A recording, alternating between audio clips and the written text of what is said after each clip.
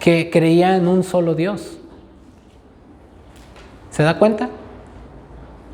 Entonces, solamente hay un Dios vivo y verdadero. En nuestra declaración seguimos diciendo, un espíritu infinito que todo lo sabe. En Juan 4:24, fíjese lo que nos dice la Escritura en Juan 4:24. Dios es espíritu, y los que le adoran en espíritu y en verdad es necesario que adoren. Dios es espíritu. Esta también es una declaración muy importante, hermanos, porque esto nos revela entonces la trascendencia de Dios. ¿Cómo es posible que Dios puede estar, cómo es posible que Dios es omnipresente, que puede estar en todo lugar, que todo lo sabe, que todo lo puede? Dios es un espíritu infinito que todo lo sabe, perfecto en todos sus atributos, uno en esencia, existiendo eternamente en tres personas: Padre, Hijo y Espíritu Santo. Fíjese, uno de los versículos más claros y reveladores acerca de la doctrina de la Trinidad lo tenemos en Mateo 28:19. Mateo 28:19, donde vemos la igualdad de la deidad en estas tres personas.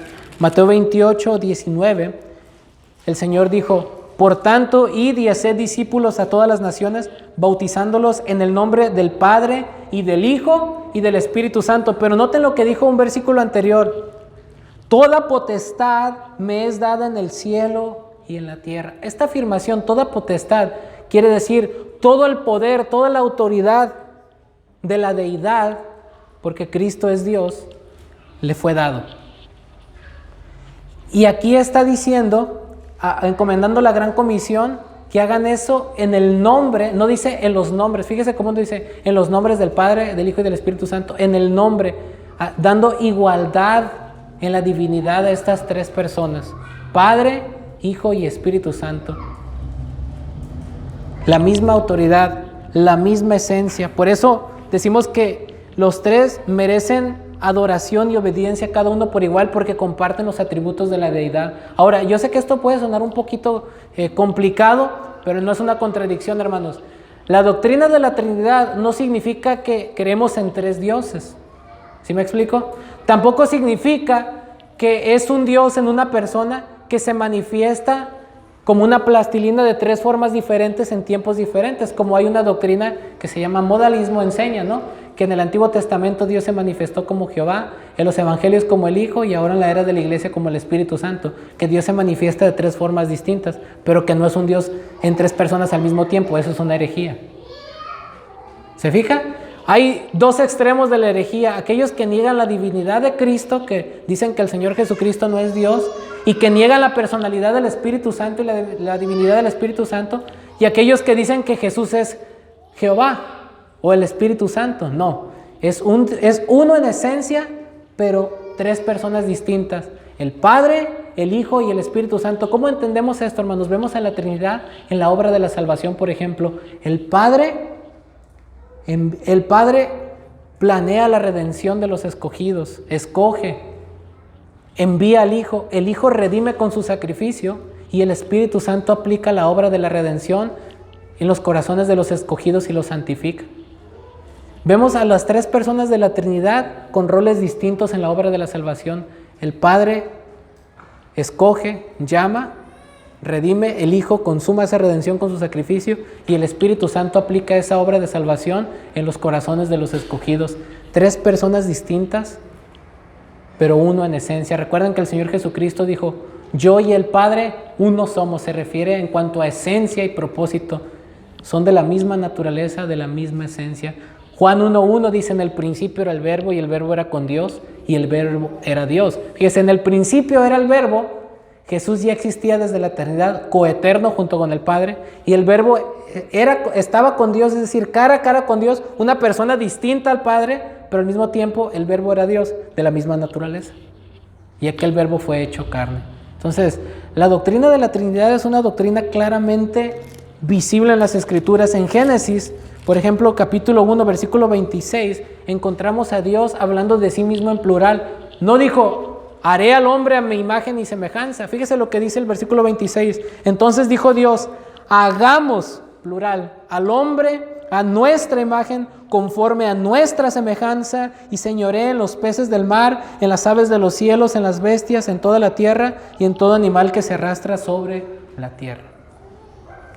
Noten esto, hermanos. Muchos aquí dicen que Dios le estaba hablando a los ángeles, por ejemplo, ¿no? Por eso dijo hagamos. Pero los ángeles no fueron creados a imagen y semejanza de Dios. Y no vemos en las Escrituras que los ángeles participaron en la creación del hombre. Fue Dios directamente. Algunos dicen que fue un plural de majestad, como los reyes de antigüedad, que decían, por ejemplo, nos complace en accederle su petición, que hablaban de sí mismo en plural, como dándose grandeza. Pero en la literatura hebrea no se registra en la Biblia que Dios se expresara a sí mismo con ese tipo de expresiones de pluralidad por majestad. Está hablando de que vemos desde el versículo 1 y 2 que el Espíritu de Dios se movía sobre la faz de las aguas, y en Colosenses vimos que el Hijo fue el agente de la creación de Dios. Dios creó todo por medio de Cristo, y en la creación participó tanto el Padre como el Hijo y el Espíritu Santo. ¿Se dan cuenta? Tanto en la creación como en la redención de la creación, el Padre y el Hijo y el Espíritu Santo han estado involucrados. Noten lo que el Señor Jesucristo le dijo al Padre: porque me has amado desde antes de la fundación del mundo. Ese amor eterno que Dios ha tenido en su Hijo ha sido desde la eternidad. Noten, por el simple hecho de que Dios es eterno en todos sus atributos. Pregunta, si Dios es eterno en todos sus atributos, nunca hubo un momento en el cual comenzara a hacer algo diferente. Por ejemplo, no hubo un momento en el cual Dios comenzara a amar, siempre amado. Y el no entender la Trinidad nos puede llevar a una herejía, como por ejemplo pensar que Dios hizo a los seres humanos y al universo y a los ángeles porque se sentía solo. No es así. Dios tenía dicha perfecta en sí mismo. Él siempre ha amado al Hijo, el Hijo siempre ha amado al Padre y el Espíritu Santo. Ha habido una pluralidad en la deidad toda la eternidad, y el hecho de que Dios ame, tiene que existir un objeto amado al cual amar. Y eso nos dice que Dios siempre ha amado al Hijo, por lo tanto siempre ha habido una pluralidad en su deidad desde la eternidad. Dios existe al mismo tiempo en tres personas, hermanos. Y lo vemos en la obra de la redención. Como lo repito, el Padre nos escogió, nos amó, envió a su Hijo, el Hijo nos salvó con su sacrificio, y el Espíritu Santo aplicó esa obra de redención en nuestros corazones y nos santifica. Ese Dios que existe en tres personas es el que nos salvó y que nos redimió, y al que adoraremos por toda la eternidad. Otro versículo muy importante que alude con claridad a la doctrina de la Trinidad. Hay muchos otros versículos más, hermanos, pero como vamos a ir viendo la doctrina del Padre, la doctrina de Dios el Hijo, la doctrina del Espíritu Santo, vamos a ir viendo un poquito más detenidamente cuando vayamos estudiando a cada persona de la divinidad. Ahorita estamos viendo de una manera global, general, la Trinidad, para que veamos que la Biblia sí enseña, aunque la palabra Trinidad no aparece en la Biblia sí enseña el concepto de la Trinidad. Por ejemplo, en 2 Corintios 13:14, dice así el saludo final de Pablo: la gracia del Señor Jesucristo, el amor de Dios y la comunión del Espíritu Santo sean con todos vosotros. Amén. Hermanos, ¿qué decimos nosotros cuando saludamos o cuando nos despedimos? Dios te bendiga, ¿cierto o falso? El Dios te bendiga de Pablo equivale a que la Trinidad te bendiga. ¿Se dan cuenta? O sea, la gracia del Señor Jesucristo, el amor de Dios y la comunión del Espíritu Santo sea con todos vosotros. Es decir, Él invocó la bendición del Dios verdadero que existe en tres personas sobre los creyentes. ¿Comprendemos esto? Aquí vemos a las tres personas de la divinidad. Cuando el Señor Jesucristo se bautizó, una voz del cielo decía: este es mi Hijo amado en quien tengo complacencia, y al mismo tiempo el Espíritu Santo descendió en forma corporal sobre Él. Si esto no fuera así, entonces, si Dios no existiera al mismo tiempo en tres personas, ¿cómo del Padre pudo haber estado hablando del cielo, el Hijo bautizándose y al mismo tiempo el Espíritu Santo descender sobre Él? La Escritura claramente enseña que Dios es en tres personas, es uno en esencia, pero tres personas distintas de la divinidad. El Hijo, el Padre, el Hijo y el Espíritu Santo. Ninguno es más o menos Dios que el otro, es uno en esencia y naturaleza, pero distintos en roles y funciones dentro de la obra de la redención. Así como el hombre y la mujer son una sola carne ante los ojos de Dios, ¿cierto? Pero son distintos por diseño, en roles y funciones. Aunque son iguales en valor y dignidad ante Dios, son diferentes en roles y funciones. Dios estableció al varón como cabeza y a la mujer como su complemento, su ayuda idónea. Igual en la Trinidad, el Hijo es de la misma naturaleza que el Padre, pero el Hijo voluntariamente se somete al Padre. Y la obra del Espíritu Santo es glorificar a Cristo en los creyentes.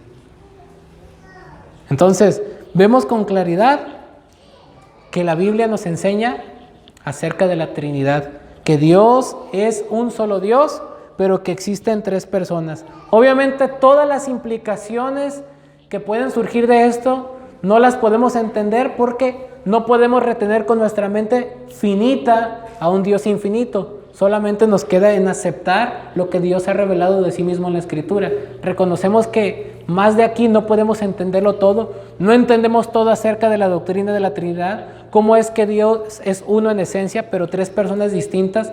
No lo entendemos en su totalidad y no pretendemos entenderlo porque nos va a explotar la cabeza. Solamente aceptamos con humildad lo que Dios ha revelado de sí mismo en su santa palabra. Ahora vamos a ver sobre Dios el Padre. Fíjese bien, Dios el Padre, la primera persona de la Trinidad, ordena y dispone todas las cosas de acuerdo a sus propósitos y gracia. En general o en esencia, ¿cuál es la función de Dios el Padre en la Trinidad? Fíjese el Salmo 145, versículo 8 al 9, podemos ver en general acerca de Dios el Padre, su actitud hacia su creación. El Salmo 145, versículo 8 y 9 dice: Clemente y misericordioso es Jehová, lento para la ira y grande en misericordia. Bueno es Jehová para con todos y sus misericordias sobre todas sus obras. Puesto que Dios es el creador, obviamente Él tiene un amor por su creación. Y Él dispone todas las cosas de acuerdo a sus propósitos y gracia. Debido a esa bondad, todo gira en torno. Dios actúa en base a todos sus atributos: santidad, justicia, sabiduría, eternidad, soberanía, pero sobre todo bondad, su gracia, su amor. Lo vemos reflejado todos los días de nuestra vida. Este versículo podemos decir amén con certeza porque el día de hoy podemos ver que muchos que hemos pecado contra Dios estamos con vida, abrimos nuestros ojos y estamos aquí escuchando de Él. No es sus misericordias sobre todas sus obras y en especial sobre sus hijos, por supuesto, ¿verdad? Entonces vemos que Él dispone todas las cosas de acuerdo a sus propósitos y gracia. También decimos que Él es el creador de todas las cosas. Podemos ver esto en el relato de Génesis, cuando Él creó los cielos y la tierra en 6 días literales y el séptimo reposó. Por ejemplo, podemos ver en el versículo 1 del primer libro de la Biblia, Génesis 1:1, dice: En el principio creó Dios los cielos y la tierra, ¿no? En 6 días creó el Señor los cielos y la tierra y el séptimo reposó. No porque Él estuviera cansado, Dios no se cansa, sino contempló su creación y fue un modelo para el hombre, ¿no? La semana de 7 días que conocemos. Entonces, Él es el creador de todas las cosas. Fíjese que es curioso que cuando Dios le revela a Moisés el Génesis y Moisés escribe esto lo escribió para que el pueblo de Israel entendieran de dónde venían. Ellos estaban saliendo de una nación de Egipto pagana, idólatra, donde adoraban al sol, adoraban a la luna, adoraban las estrellas. Y aquí Dios está revelando que esos no son dioses, son criaturas hechas por el Creador. Y aunque por muy sublime que sea algo hecho por Dios, no debemos adorar las cosas creadas, sino al Creador. Él es el creador de todas las cosas. Efesios 3:9.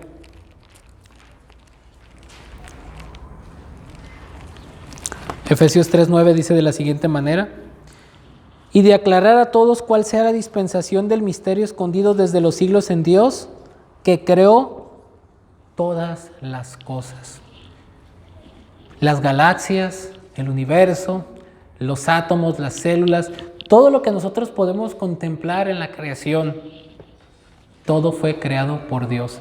Aún los mismos ángeles caídos, aún mismo Satanás fue creado por Dios. Tristemente sabemos la historia Y vamos a ver más adelante sobre esa doctrina, que él se desvió de Dios e incurrió en pecado y fue expulsado delante de la presencia de Dios y se corrompió. Pero aún Satanás mismo, los ángeles caídos que son demonios, todo fue creado por Dios y al principio de una manera perfecta, manifestando su gloria. Así que creemos que Él es el creador de todas las cosas. No creemos que algo haya explotado de la nada hace miles de millones de años y por fuerzas misteriosas del azar, a través de millones de años se haya evolucionado y haya surgido la belleza y el propósito en el cual vemos todas las cosas. Creemos que hubo una mano poderosa y creadora detrás de todo eso, nuestro Señor. Como el único gobernante absoluto y todopoderoso en el universo, Él es soberano en la creación, providencia y redención. Por providencia nos referimos a la obra poderosa e invisible de Dios, sustentando y guiando todas las cosas hacia su fin, de acuerdo al propósito eterno de Dios. Y por redención nos referimos al rescate del hombre del pecado a través de la sangre del Señor Jesucristo. Aclarando estos términos, ¿no? Entonces, Él es soberano en la creación, providencia y redención. Por ejemplo, el Salmo 103, versículo 19, nos habla del reino universal de Dios. Salmo 103, versículo 19 dice: Jehová estableció en los cielos su trono y su reino domina sobre todos. Fíjese lo que dice este texto.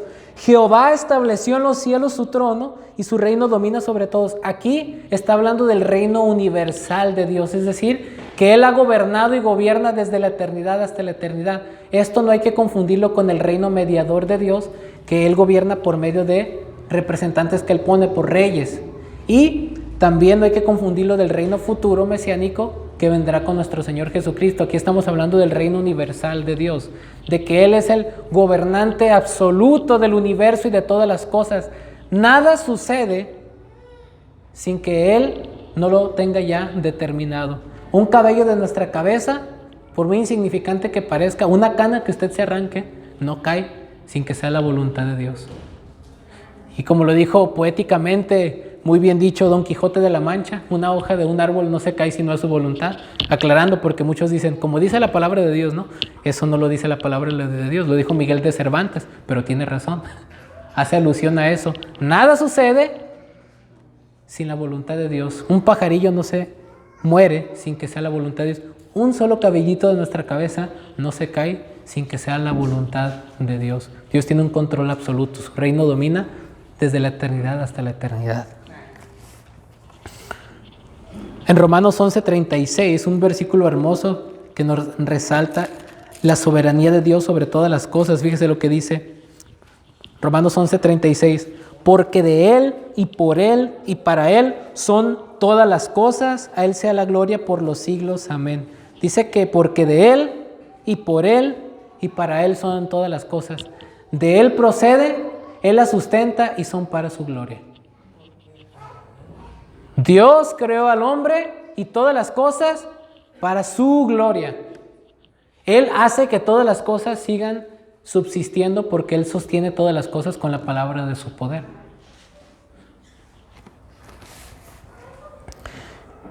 Y bueno, vamos a seguir investigando un poquito más de esto. El hecho de que se le nombre Padre está relacionado con su distinción en la Trinidad. Él es el Padre de nuestro Señor Jesucristo, Él es Dios el Padre. También hablamos en la distinción como en la manera que se relaciona con la humanidad. Como el Creador, Él es el Padre de todos los hombres. Aquí fíjese, aquí quiero aclarar algo muy importante, porque aún entre creyentes ha habido confusión en esto. Voy a hacer una pregunta retórica, hermanos, no es para que me contesten, solamente para que vayan conmigo en el hilo de pensamiento. Pregunta, no me contesten, es retórica. ¿Todos somos hijos de Dios? ¿Todos son hijos de Dios? Algunos podrán decir no y otros sí. Pues fíjese que la Biblia enseña que en un sentido sí, todos somos hijos de Dios, pero en otro sentido no todos somos hijos de Dios. Y vamos a aclarar esto. Como el Creador, Él es el Padre de todos los hombres, hablando como Creador. Fíjese lo que dice Efesios 4:6. Dice, un Dios y Padre de todos, el cual es sobre todos y por todos y en todos. ¿Se da cuenta? Como Creador, Él es Padre de todos los hombres. En ese sentido, como Creador, podemos decir, pues por supuesto, porque aunque la gente no lo reconozca y vive en pecado, Dios los creó. Pero, Él únicamente es el Padre espiritual de los creyentes. Y es aquí donde, por ejemplo, vemos en Juan 1:12 que dice: mas a todos los que le recibieron, a los que creen en su nombre, Dios les dio la potestad de ser hechos hijos de Dios, es decir, el derecho. Entonces, en el sentido espiritual y de tener una relación con Él y de gozar de su presencia para salvación en Cristo, no todos son hijos de Dios. Incluso la Escritura nos habla que solamente hay dos linajes espirituales: los hijos de Dios y los hijos del diablo. ¿Sí? En este sentido, en el sentido espiritual. Entonces, como creador, Él es el Padre de todos los hombres, por supuesto. Pero Él es únicamente Padre espiritual de los creyentes. Él ha determinado para su propia gloria todas las cosas que suceden. Fíjese, Dios el Padre ha determinado todas las cosas que suceden para su propia gloria. Efesios 1:11, fíjese lo que dice. Efesios 1:11. En Él asimismo tuvimos herencia, habiendo sido predestinados conforme al propósito del que hace todas las cosas según el designio ¿de qué? De su voluntad. Fíjese, conforme al propósito del que hace todas las cosas según el designio de su voluntad. Él ha determinado para su propia gloria todas las cosas que suceden. Y ahorita vamos a aclarar algo aquí. Entonces quiere decir que Dios ya tenía contemplado la Primera y la Segunda Guerra Mundial, la bomba atómica que mató a más de 80,000 personas en Hiroshima y Nagasaki, y todas las muertes, los terremotos y todo lo que sucede. Eso no lo pudo haber determinado Dios, podrían decir unos. Bueno, tenemos que tener cuidado con esto. Dios está involucrado en todo, pero Él no es autor del pecado. Ahorita vamos a aclarar un poquito esto.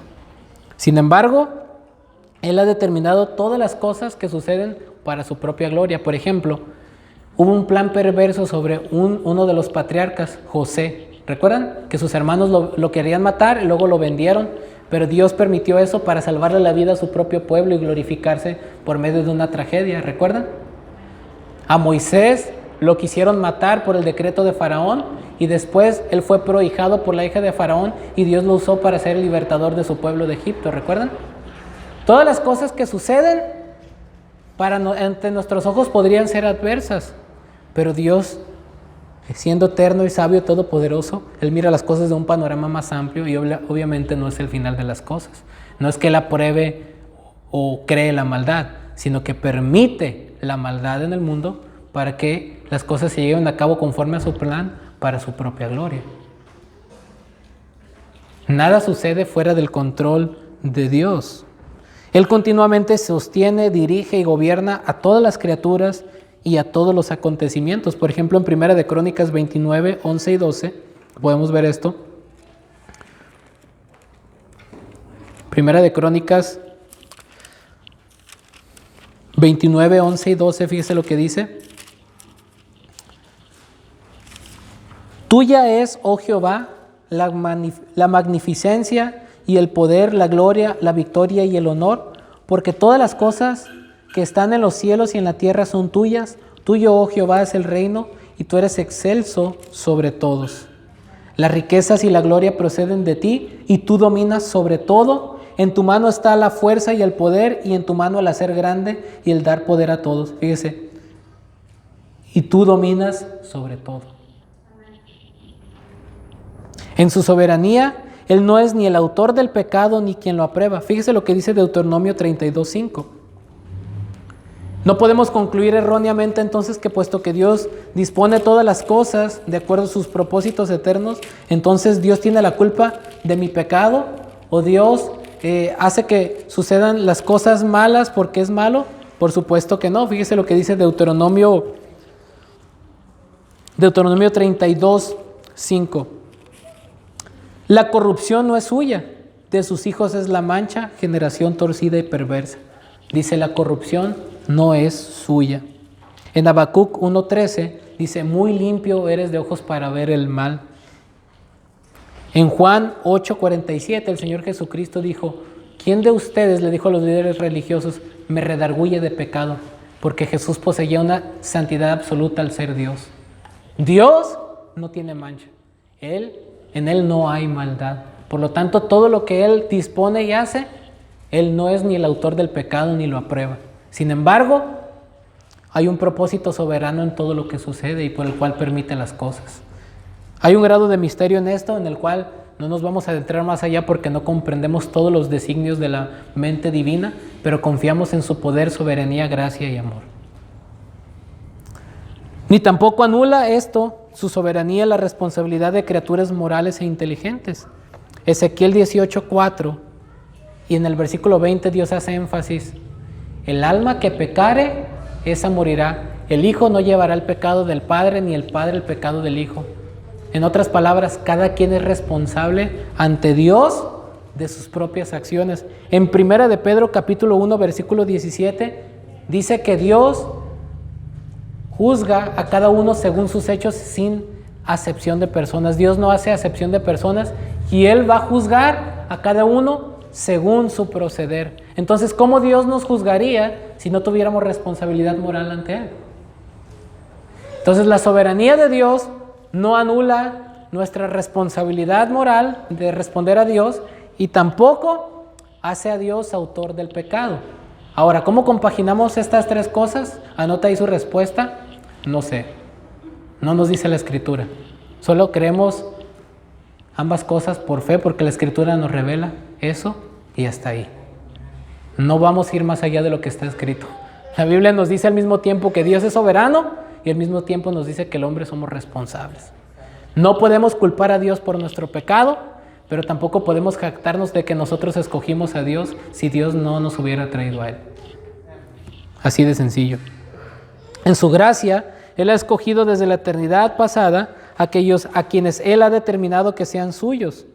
Él salva del pecado a todos los que vienen a Él por medio de Jesucristo, adopta como suyos a todos los que vienen a Él y se convierte al adoptarlos en Padre de los suyos. Fíjese lo que dice Efesios capítulo 1. Volvemos a Efesios. Capítulo 1, versículos del 3 al 7. Bendito sea el Dios y Padre de nuestro Señor Jesucristo, que nos bendijo con toda bendición espiritual en los lugares celestiales en Cristo, según nos escogió en Él antes de la fundación del mundo, para que fuésemos santos y sin mancha delante de Él. En amor, habiéndonos predestinado para ser adoptados hijos suyos por medio de Jesucristo, según el puro afecto de su voluntad, para alabanza de la gloria de su gracia, con la cual nos hizo aceptos en el amado, en quien tenemos redención por su sangre, el perdón de pecados, según las riquezas de su gracia. Fíjese bien, en su gracia Él ha escogido desde la eternidad pasada a aquellos a quienes Él ha determinado que sean suyos. Él salva de pecado a todos los que vienen a Él por medio de Jesucristo y los adopta como suyos y se convierte al adoptarlos en Padre de los suyos. ¡Qué bendición, hermanos! Por medio de la fe en Cristo, nuestros pecados son limpiados, somos justificados, somos santificados y somos adoptados como hijos de Dios. Fíjese lo que dice Romanos 8:15. Fíjese lo que nos dice Romanos 8:15 respecto a esto, de la certeza que nos da esta adopción. Pues no habéis recibido el espíritu de esclavitud para estar otra vez en temor, sino que habéis recibido el espíritu de adopción por el cual clamamos, Abba, Padre. Hemos sido adoptados a la familia de Dios por medio de la sangre derramada de nuestro Señor Jesucristo. Dios, desde antes que creara todas las cosas, ya había determinado quiénes serían suyos por medio de la fe y nos hizo un llamado eficaz. Oímos el Evangelio y Él produjo en nosotros el arrepentimiento y la fe que necesitábamos para ser salvos en su Hijo. Él lo hizo, hermanos. Ahora, en conclusión, haciendo unas aplicaciones prácticas de esto, puesto que Dios no es Padre en el sentido espiritual de todos, sino que hay dos linajes espirituales, los hijos de Dios y los hijos del diablo, y como dice Efesios capítulo 2, que éramos lo mismo que los demás por naturaleza, hijos de ira, lo mismo que los demás, eso éramos sin Cristo. Estábamos bajo la ira de Dios, compartíamos la naturaleza del juicio, éramos hijos del diablo porque hacíamos los deseos de la carne. Pero Él nos rescató y nos dio una nueva vida en Cristo. Si hay alguien aquí que no es un hijo de Dios, le rogamos y le suplicamos que no pierda más su tiempo. Que el hecho de que usted haya venido aquí tantas veces y haya escuchado el bendito y glorioso del Evangelio por medio de vasos de barro como nosotros imperfectos, pero con un mensaje precioso que es la Escritura, le rogamos que considere su alma, que se duela por sus pecados, clame misericordia a Dios, le dé la espalda al pecado, abandone el pecado, pida perdón por su pecado, se arrepienta y ponga toda su confianza en lo que el Señor Jesucristo hizo en la cruz para salvarle, porque solo por medio de Él podemos ser adoptados como hijos suyos. Y Él mismo declaró que todo aquel que acude a Él en arrepentimiento y fe no le echará fuera. ¿Quieres saber tú si eres escogido? Arrepiéntete y cree y lo sabrás. Clama a Él por misericordia y no perezcas en el infierno. Arrepiéntase y cree en Cristo y goce de esta vida dichosa y del privilegio de lo que es ser un hijo de Dios, para pasar una eternidad en su presencia, aunque con dificultades en la vida terrenal, en nuestro peregrinaje en esta tierra. Pero la gloria ha sido asegurada por su muerte y por su resurrección. Dios el Padre nos ha amado de esa manera que envió a su Hijo. Y al enviar a su Hijo y al creer en su Hijo, entonces Dios se convierte en Padre de nosotros. ¿Es usted un hijo de Dios? ¿Puede usted llamarle a Dios Padre? ¿O todavía es tristemente hijo del diablo? No tiene que ser así. Por amor a su alma, yo no sé, realmente yo no conozco los corazones, no sé quién realmente haya nacido de nuevo, quién no, pero considere su corazón a la luz de la Escritura, a la luz de lo que la palabra de Dios nos dice que es una persona renacida. Y si usted el peso de sus pecados le abruma y siente una carga sobre sus hombros tan terrible que no puede más con ella, venga a Él. Él dijo: venid a mí todos los que estáis cargados y trabajados, que yo les daré descanso. Si se arrepiente y cree, aunque sus pecados sean como la grana, como la nieve, serán emblanquecidos. Aunque sean tan sucios que ningún detergente los pueda limpiar, la sangre de Cristo puede quitar la culpa del pecado para siempre. No las consecuencias terrenales, sino las consecuencias eternas. Dios le ama y ha enviado a su Hijo a morir por sus pecados. Debe arrepentirse y creer. Si no, ese mismo Dios de amor, que también es santo y justo, ejecutará su justicia en ira en base a ese juicio venidero. El que cree en el Hijo tiene vida eterna, pero el que se rehúsa a obedecer al Hijo no verá la vida, sino que la ira de Dios está sobre él. Gloria a Dios por el amor del Padre y por conocer al Padre que nos ha escogido para salvación por medio de su Hijo.